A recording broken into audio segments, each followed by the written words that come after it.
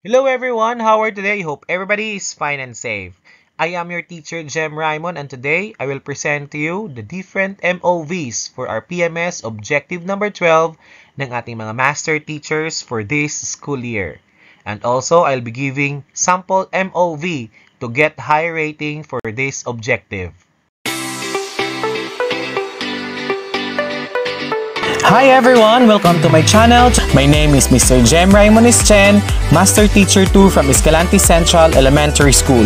Click like and share if this video tutorial helps you. Don't forget to click subscribe below to keep updated for my future tutorial. Now, what are the RPMS objectives for our highly proficient teachers? So we have 15 RPMS objectives for our master teachers. And we have 7 non-classroom observable indicators. But this time, we will focus on our PMS objective number 12, guided colleagues to strengthen relationships with parents, guardians, and the wider school community to maximize their involvement in the educative process. Meron tayong module 22 to explain this objective, and I have discussed that in my previous video on the RPMS objective number 12 then ng teacher 1 to teacher 3. So you can watch that to better understand what this module 22 contains.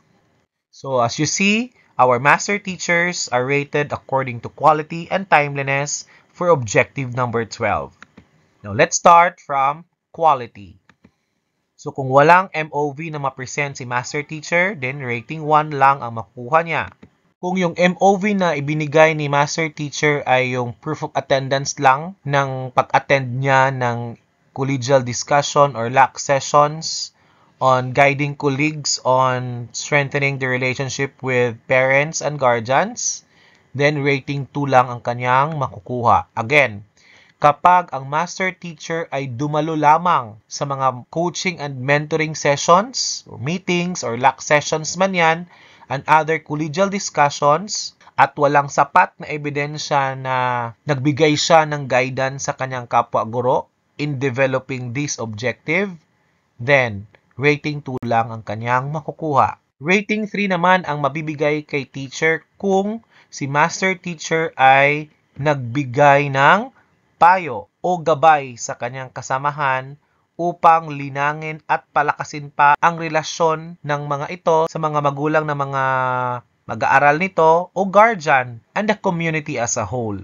Pwedeng ma-attach niya dito yung minutes or notes na mula sa mga sessions na nagpapakita sa RPMS objective number 12. At again, dapat nakatala sa minutes na nakilahok at nagbigay ng guidance si master teacher sa kanyang mga colleague.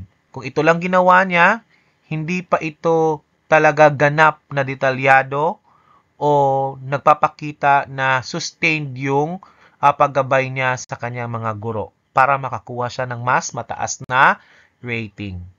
Para makakuha ng rating 4 si teacher, dapat si master teacher ay nagsagawa ng masusing talakayan kasama ang kanyang mga colleague upang palakasin pa ang relasyon ng mga ito sa mga magulang ng kanilang mag-aaral o guardian at ng komunidad as a whole.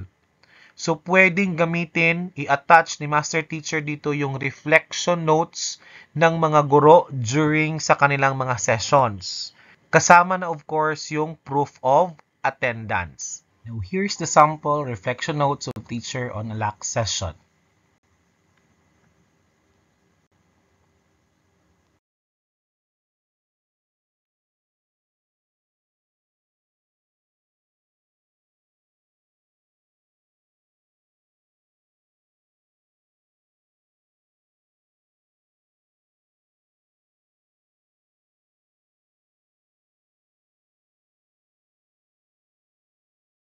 Kapag may na-attach si master teacher na PMCF with annotations highlighting this objective at nagpapakita ito ng masusing paggabay niya sa kanyang mga colleague sa pagpaplano upang palakasin pa lalo ang relasyon ng mga ito sa mga guardian o mga magulang ng mga mag-aaral nila at ng komunidad as a whole, then makakakuha si master teacher ng rating of 5.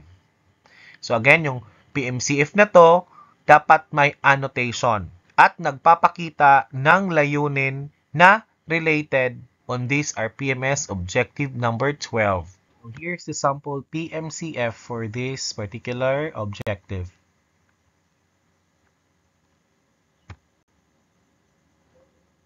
And here's the sample annotation based on the PMCF presented earlier. Now, let's have the timeliness. So, kung walang mapakitang MOV si Master Teacher, then rating 1 ang makukuha niya. Kapag nagabayan lamang niya yung mga kulig niya, as far as this RPMS Objective 12 is concerned, sa isang quarter lang, then rating 2 ang makukuha niya. Kapag nagawa niyang gabayan yung mga colleagues niya across 2 quarters, then satisfactory or rating 3 ang kanyang makukuha. Now, kapag nagawa niya ito ng 3 quarters, then rating 4 ang kanyang makukuha. Pero kapag nagabayan niya yung colleagues niya in strengthening relationship with parents and guardians and the wider school community across 4 quarters, then outstanding rating ang kanyang makukuha. Now, that's all, teachers. I hope this video helped you in preparing your MOVs for objective number 12. Till next time, keep safe, everyone!